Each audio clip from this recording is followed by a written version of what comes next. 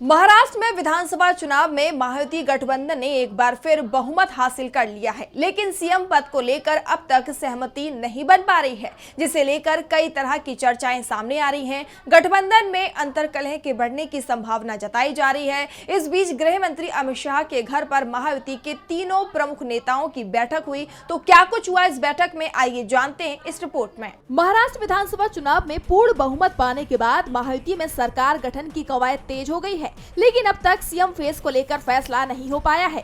ऐसे में गृह मंत्री अमित शाह ने तीनों दलों की अहम बैठक बुलाई। करीब 2.5 घंटे तक चली इस मीटिंग में मंत्रिमंडल बंटवारे को लेकर भी चर्चा हुई, लेकिन जो सबसे चौंकाने वाली बात सामने आई है वो ये थी कि इस बार सीएम पद फडणवीस के हाथ से फिसल सकता है।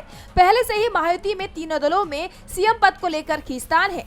एनसीपी प्रमुख अजित पवार, शिवसेना प्रमुख एकनाथ शिंदे, बीजेपी के देवेंद्र फडणवीस तीनों ही इस रेस में थे और कयास ये लगाए जा रहे थे कि देवेंद्र फडणवीस का नाम सबसे आगे था। लेकिन अब खबर यह आ रही है कि बीजेपी किसी मराठा चेहरे पर विचार कर रही है, जिसके बाद सियासी गलियारों में चर्चाएं काफी तेज हो गई हैं। बैठक के बाद एकनाथ शिंदे ने बताया कि ये पहली बैठक थी, महायुति की एक और बैठक मुंबई में होगी, उसमें सीएम का फैसला होगा। यानी अब तक सीएम के नाम को लेकर पेंच फंसा हुआ है। बीजेपी किसी नए चेहरे पर मुहर लगाने की तैयारी में है।